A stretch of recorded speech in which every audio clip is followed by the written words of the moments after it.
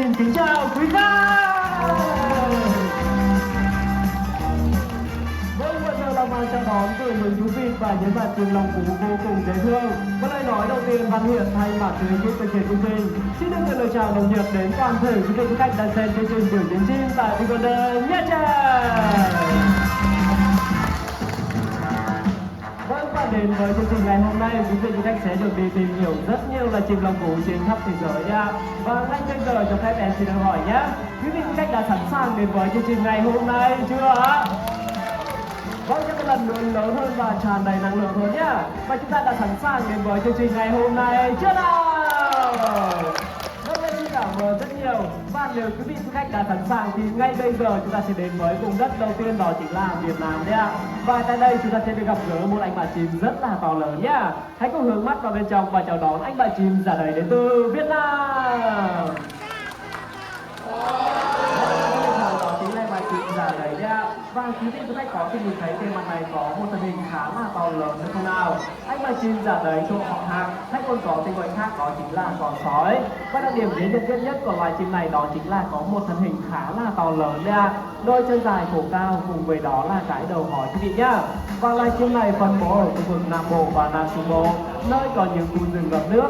Chăn chủ yếu là các loại tôm, cua, cá và một số loại lưới cưa nhỏ. Khi trưởng thành, em bạn này sẽ có trọng lượng từ 4 đến 7 kg, chiều cao từ 1m1 cho đến 1m2 và cái cánh của anh bạn này có thể lên đến 250 cm nhá. Và loài chim giả đấy này đã được liệt kê vào danh sách đỏ những loài động vật quý hiếm và cần được bảo tồn quý vị nhá. Và ngay bây giờ thì chương trình sẽ có một trò chơi nho nhỏ để tặng cho quý vị khách ở đây. Đó chính là ai có thể đoán đúng tuổi của bạn chim giả đấy này thì sẽ tặng ngay một phần quà, đó chính là chụp hình với các bạn vẻ rất là xinh đẹp sau khi kết thúc chương trình. Và trước mặt nếu một chút đó chính là anh bạn này năm nay chỉ dưới 10 tuổi thôi quý vị nhá. Và có khách nào muốn giơ tay vào nói tuổi của chim giả đấy này không ạ? Giơ tay. Dưới 10 tuổi có trai đó bao nhiêu nào? Đi cả giơ tay. 8 tuổi à? Dưới 8 tuổi nhá, anh đánh khác đúng không? Dưới 8 tuổi. 6 tuổi ạ, gần chính xác rồi nhé, ai có nói khác đâu ạ? Rồi xin mời con trai nhá. 5 tuổi ạ, chưa chính xác ạ. Rồi cái này thì sao ạ? Con gái nó bao nhiêu nào? 7 tuổi, xin chúc mừng con trả lời chính xác. Và sau chương trình mời con gái lại và chụp hình với nhau đẹp rất là xinh đẹp nhá. Và chúng ta cũng đừng quên dành một tràng pháo tay thật lớn để chào mừng anh bạn giả đấy đến từ Việt Nam. Vâng, xin cảm ơn bạn giả đấy và huấn luyện viên thành rất nhiều nhá. Và trở lại với anh bạn chim giả đấy. Tiếp theo sau đây chúng ta sẽ đến với khu vực khác, đó chính là Amazon. Và tiếp theo sau đây chúng ta sẽ được gặp gỡ một anh bạn chim. Anh bạn này có một chiếc mỏ rất đặc biệt quý vị nhá. Hãy cùng hướng mắt vào bên trong và chào đón chú chim Tokotokang đến từ Amazon. Anh bạn này còn có tên gọi khác đó chính là Inca đấy ạ. Và chúng ta có thể nhìn thấy anh bạn này có một chiếc mỏ khá là to lớn đúng không nào? Chiếc mỏ này chiếm 1/3 trọng lượng cũng như là kích thước cơ thể của bạn Inca đấy ạ. Tuy nhiên bạn này không hề thấy nặng nề một chút nào đâu nhá. Và để chứng minh rằng với một chiếc mỏ rất là to lớn như thế này, anh bạn này vẫn có thể di chuyển rất là linh hoạt, thì ngay bây giờ bạn này sẽ biểu diễn khả năng đó chính là bắt bóng nghệ thuật. Và chúng ta cùng hướng mắt về phía bạn Inca đi nào. Với một Inca sẵn sàng chưa nào? Nào Inca sẵn sàng chưa nào? 1, 2, 3. Rất là chính xác đúng không ạ? Và chiếc mỏ của loài chim này còn có tạo những hình răng cưa giúp bạn này có thể hái được trái cây, những cành cây không độc vào đường gì nhá. Huấn luyện viên có thể biểu diễn lại thêm một lần nữa được không nào? Vâng, mình sẽ biểu diễn lại thêm một lần nữa gì nhá. Vâng, một lần này Inca sẵn sàng chưa nào? Nào Inca sẵn sàng chưa nào? 1, 2, 3.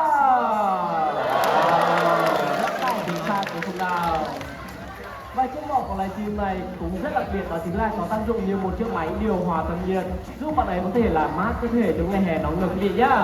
Và thức ăn chủ yếu của loài chim này đó chính là trái cây đấy ạ. Vâng, và một tràng pháo tay thật lớn để chào đón viên Inca đến từ Amazon. Và chia tay với bạn Inca thì tiếp theo sau đây chúng ta sẽ đến với khu vực của Nam Mỹ quý vị nhá. Tiếp theo sau đây chúng ta sẽ gặp gỡ một anh bạn Việt, và đặc biệt anh bạn này rất là thông minh nhá.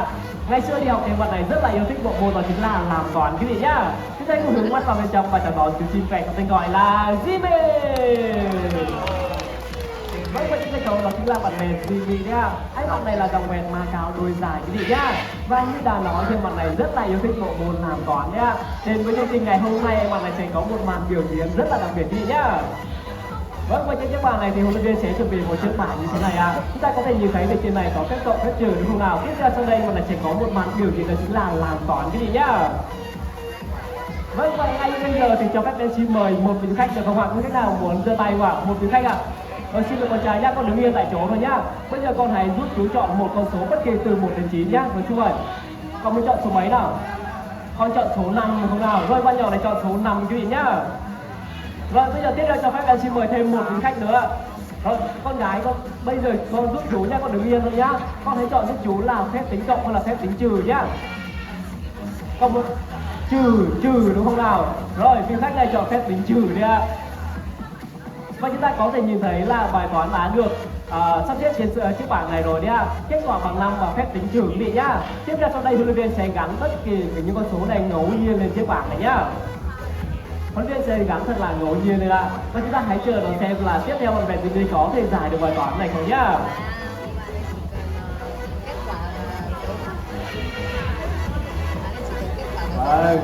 Và ngay bây giờ thì nhiệm vụ của bạn Jimmy đó chính là lấy cho mình 2 con số để có thể giải được bài toán này đấy ạ. Vâng, Jimmy bạn đã sẵn sàng chưa nào Jimmy? Vâng, và đây là rất là sẵn sàng và hiểu được bài toán này rồi quý vị nhá. Và Jimmy bắt đầu. Và chúng ta hãy chờ đón xem con số đầu tiên mà để chọn sẽ là con số nào đây quý vị nhá. Nào Jimmy. Vâng, rất là hồi hộp đúng không nào? Con số đầu tiên sẽ là con số mấy đây nào Jimmy? Vâng, có hình như bạn này còn đang suy nghĩ thêm một chút nữa gì nhá. Các bạn như bài toán này rất là khó đấy ạ. Nào Jimmy, xin mời. Rồi, đây cũng hồi hộp chờ đợi xem nhá. Số mấy nào đây Jimmy? Rồi, có hình như bạn này đang suy nghĩ hơi lâu một chút cái gì nhá. Cố lên nào Jimmy. Rồi, xin cho bạn ấy thử lại thêm một lần nữa nhá. Jimmy, bắt đầu. Con số đầu tiên sẽ là số mấy đây nào Jimmy, cố lên nào. Vâng, bọn em vẫn đang suy nghĩ rất là khó quý vị nhá. Thế các bạn nào cố lên nào Jimmy.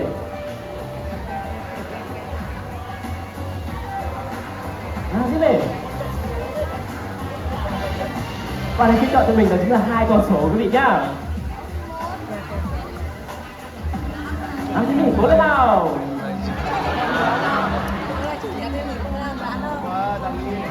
Cố lên nào.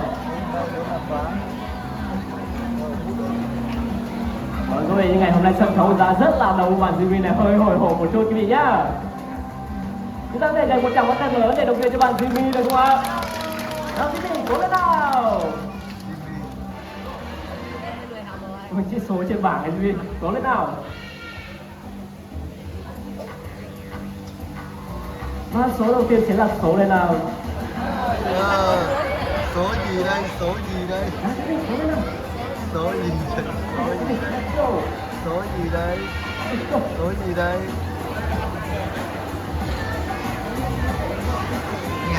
Ngày hôm nay bạn Jimmy hơi ngại rồi cái gì nhá. Xin cảm ơn bạn Jimmy huấn luyện viên rất nhiều, xin cảm ơn rất nhiều. Vâng, khá là đáng tiếc đúng không nào? Biết mong sao mà này là cố gắng hết sức rồi, đeo một trong vấn đề để chăm tiền bạn Jimmy đúng không ạ? Xin cảm ơn rất nhiều. Bây giờ ta hẹn gặp lại Jimmy vào dịp khác quý vị nhé. Các bạn ngày hôm nay tâm lý của nó chưa một dịp lắm đấy ạ.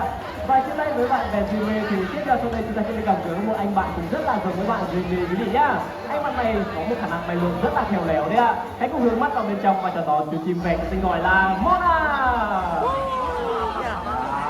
Bay rất là đẹp đúng không nào? Và chiếc tay cầu đó chính là bạn bè Mona đấy ạ. Tiếp theo sau đây bạn sẽ có một màn biểu diễn rất là ấn tượng quý vị nhá. Và trước khi bạn bè Mona xuất hiện trên sân khấu thêm một lần nữa thì cho phép em xin mời chúng đây 3 vị khách người lớn cùng hối cho màn biểu diễn này đúng không ạ? Rồi xin mời con trai nhá, xin mời. Còn 2 vị khách nữa. Rồi xin mời bạn trai này nữa nhá. Một vị khách cuối cùng với khách nào muốn tình nguyện xuống đây không ạ? Xin mời bạn nào đang cầm điện thoại nhá. Rồi xin mời con trai cùng dưới này luôn nhá. Rồi các hãy tìm về sân khấu này như nhá. Các bạn trai có đứng ở phía này nhá. Rồi và Nam hãy đứng ngồi dưới như này nhá. Các bạn trai hãy đứng sang phía bên kia nhá. Xin mời. Các bạn đứng ở đây nhá. Rồi bây giờ còn hãy quay mặt với mọi người cầm cái vòng hoàn toàn như này nhé. Quay trong thật chặt vào nhá. Rồi. Vâng, mà không để chúng ta phải chờ đợi lâu, hãy cùng hướng mắt vào bên trong và chào đón sự trở lại của bàn tay Mona.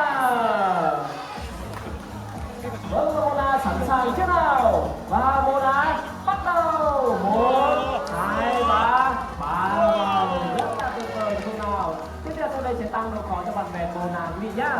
Bây giờ sẽ thay những chiếc vòng lớn này vào những chiếc vòng nhỏ hơn đấy ạ. Và chúng ta có thể nhìn thấy là những chiếc vòng đá nhỏ thì rất là nhiều rồi đúng không nào? Và độ khó sẽ tăng lên rất là nhiều quý vị nhá. Để xem là bạn bè Mona có đủ khéo léo để hoàn thành được thử thách này không ạ? Đó, một lần này Mona sẵn sàng chưa nào? Và Mona bắt đầu. 1, 2, 3, vào. Rất tuyệt vời đúng không nào? Một trang hóa thân lớn để cho làm việc Mona. Và chúc mừng bạn nhỏ rất nhiều nha, cảm ơn rất nhiều. Và trên đây với bạn bè Mona thì tiếp theo sau đây trên sân khấu chúng ta sẽ diễn ra một cuộc đua vị nhá. Và đó là cuộc đua của hai bạn bè với chủ đề là bảo vệ môi trường đấy ạ. Chúng ta cùng hướng mắt về phía trên các bạn này. Và trên các bạn đây sẽ chuẩn bị đó chính là một thùng xanh như thế này, cùng với đó là những mẩu giấy. Và những mẩu giấy này sẽ tượng trưng như những màu rác trong tự nhiên. Và khi xuất hiện thì hai bạn bè sẽ gắp những mẩu giấy này và bỏ vào trong chiếc thùng để phục vụ cho việc tái chế rác đấy ạ. Vâng, và không để chúng ta phải chờ đợi lâu, hãy cùng hướng mắt vào bên trong và chào đón thí sinh đầu tiên có tên gọi là Harry. Huấn luyện viên thành đạt nha. Anh bạn Harry này là đồng vẹt Macau Scarlet quý vị nhá. Anh bạn này có một bộ lông rất là đẹp đúng không nào? Và đối thủ của bạn Harry, chúng ta cùng hướng mắt vào bên trong và chào đón chú chim vẹt có tên gọi là Charlie. Huấn luyện viên Phúc Bảo nha. Anh bạn Charlie này có một thân hình khá là đồ con đúng không nào? Và để cho cuộc đua này thêm phần sôi động, tôi xin mời tất cả các vị khách ở đây sẽ cùng làm cổ động viên cho bạn Harry và Charlie này nhá. Và bây giờ em sẽ chia cái đài ra làm hai phần quý vị nhá. Và từ cái đài số 1 phía bên này ạ, từ bên này qua quý vị nhá. Và hãy cổ của đội nhạc của mình đó chính là Harry. Và từ cái đài số 2 bên này và cả số 3 bên kia nữa, chúng ta hãy cổ của đội nhạc của mình đó chính là Charlie. Và bây giờ xin mời đội nhạc của bạn Charlie trước nhá. Bây giờ sẽ đến 1, 2, 3, chúng ta hãy vỗ tay thật lớn và hô thật to Charlie này không ạ? Chúng ta là sẵn sàng cùng cho bạn Charlie chưa ạ? 1, 2, 3, Charlie. Xin cảm ơn rất nhiều. Trong đội nhạc của bạn Harry thì sao nào? Chúng ta đã sẵn sàng cùng cho bạn Harry chưa nào? 1, 2, 3, Harry. Xin cảm ơn rất nhiều. Và bây giờ xin mời hai bạn bè vào vị trí thi đấu đi nào. Và trong khi hai bạn này thi đấu thì chúng ta cũng đừng quên cổ vũ cho đội nhạc của quý vị nhá. Vâng, và Harry Chante sẵn sàng chưa nào? Và quý vị khách đã sẵn sàng chưa ạ? 1, 2, 3, bắt đầu! Harry, có lên nào! Vâng, rất là hay rồi đúng không ạ? Hãy xem đâu sẽ là bạn bè giành chiến thắng trong buổi sáng hôm nay. Đây lên Chante thắng rồi. Ăn ra rồi. Tủ đoạn rồi. Đây xin được công bố là giành chiến thắng đó chính là Harry. Và rất là đây các bạn chàng tên đúng không? Thiếu một chút xíu nữa bạn này cũng có thể giành chiến thắng rồi ạ. Sao ạ? Chàng tên này nói em là bạn này không phục muốn đấu lại thêm một lần nữa gì nhá. Để hỏi xem bạn chàng tên thấy như thế nào nhá. Nói chân đây, bạn có hài lòng với chiến thắng của bạn Harry không nào chàng tên? Chưa hài lòng lắm rồi quý vị nhá. Và xin khách có đồng ý cho bạn này thi đấu lại thêm một lần nữa đúng không ạ? Hôm nay hai bạn vào vị trí thi đấu nhá. Và trong hiệp thi đấu thứ hai này thì người chơi sẽ thay đổi một chút, đó chính là hai bạn này sẽ chỉ cùng nhau gắp một mẩu giấy thôi quý vị nhá. Vâng, một lần này Harry Chante sẵn sàng chưa nào? Và quý vị khách đã sẵn sàng cùng lại thêm một lần nữa nhá. 1, 2, 3, bắt đầu! Harry Chante chưa nào?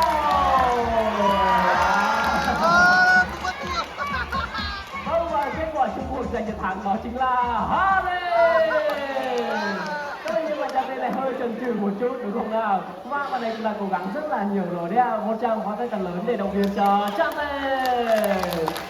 Vâng, và đến với cuộc đua này thì hai bạn muốn nhắn gửi một thông điệp đó chính là chúng ta hãy chung tay bảo vệ môi trường quý vị nhá. Một hành động nhỏ như nhặt rác vào một trong chiếc rừng cùng mang lại ý nghĩa rất là to lớn đúng không nào? Một tràng pháo tay thật lớn để cho động viên Harry và Chante. Và hành động nhạc gác vào với chung cái thùng của hai bạn này cũng tái hiện lại cách loài chim này sinh sản trong tự nhiên quý vị nhá. Đó chính là khi đến mùa sinh sản thì chim trống và chim mái chúng tự nhiên hốc cây và bỏ những cành cây lá khô vào để làm tổ đấy ạ. Trên đây với hai bạn Harry và Trần Tê thì tiếp theo trong đây chúng ta sẽ được gặp gỡ thêm một anh bạn chim nữa. Anh bạn này đến từ khu vực của Đông Nam Á quý vị nhá. Và đặc biệt đây là loài chim được mệnh danh là sát thủ bầu trời đấy ạ. Hãy cùng hướng mắt vào bên trong để chào đón chú chim diều hâu lửa. Đây, chúng ta chưa đợi chờ để lát nhé, bạn này sẽ xuất hiện ngay bây giờ đấy ạ. Đó chính là chim diều hâu lửa. Và ngay bây giờ trên sân khấu này em bạn này sẽ tái hiện lại cách loài chim này săn bắt con mồi trên không trong tự nhiên quý vị nhá. Vâng, chúng ta cùng hướng mắt về các bạn chim diều hâu lửa thế nào. Một. Wow, này bay được rất là đẹp phải không ạ? Vâng, và sẵn sàng chưa nào? 1, 2, 3. Và khi săn mồi thì loài chim này sẽ thường bay lượn rất cao trên bầu trời. Khi xác định được con mồi thì sẽ lao đến với vận tốc có thể lên đến 200 km/h và sẽ dùng đôi chân và móng vuốt sắc nhọn của mình để quăng rất là chính xác của chúng nào. Và anh bạn này sẽ được phân bố các khu vực như là ven sông, ven hồ, ven suối nha. Chúng ta cùng xem lại thêm một lần nữa nhá. Vâng, và sẵn sàng chưa nào? 1, 2, 3. Và thức ăn chủ yếu của loài chim này đó chính là xác thối các loại tôm, cá và đôi khi còn săn bắt một số loài chim nhỏ hơn, săn bắt một số loài thú gặm giống như là chuột và thỏ đấy ạ. Và để đưa bạn này vào bên trong thì huấn luyện viên sẽ chuẩn bị một găng tay bằng da quý vị nhá. Thế thì móng vuốt của loài chim này rất là sắc nhọn đấy ạ. Và khi bay lượn trên bầu trời thì tầm nhìn xa của loài chim này có thể lên đến 5 km, nên bạn này có thể xác định được con mồi từ rất là xa quý vị nhá, cả trên trời và cả dưới mặt đất nữa đấy ạ. Và những bạn này rất thông minh đúng không nào? Một tràng pháo tay thật lớn để chào đón với anh bạn chim diều hâu lửa. Và trên tay với bạn chim diều hâu lửa thì chúng ta sẽ đến với khu vực của châu Á quý vị nhá. Tiếp theo sau đây chúng ta sẽ được gặp gỡ một anh bạn chim. Đây là loài chim có chiếc mỏ sừng lớn nhất tại khu vực châu Á đấy ạ. Hãy cùng hướng mắt vào bên trong và chào đón chú chim phượng hoàng đất có tên gọi là Giant.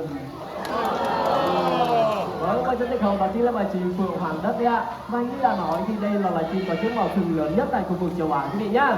Cái tên Giant này tượng trưng như thân hình to lớn của bạn này đấy ạ.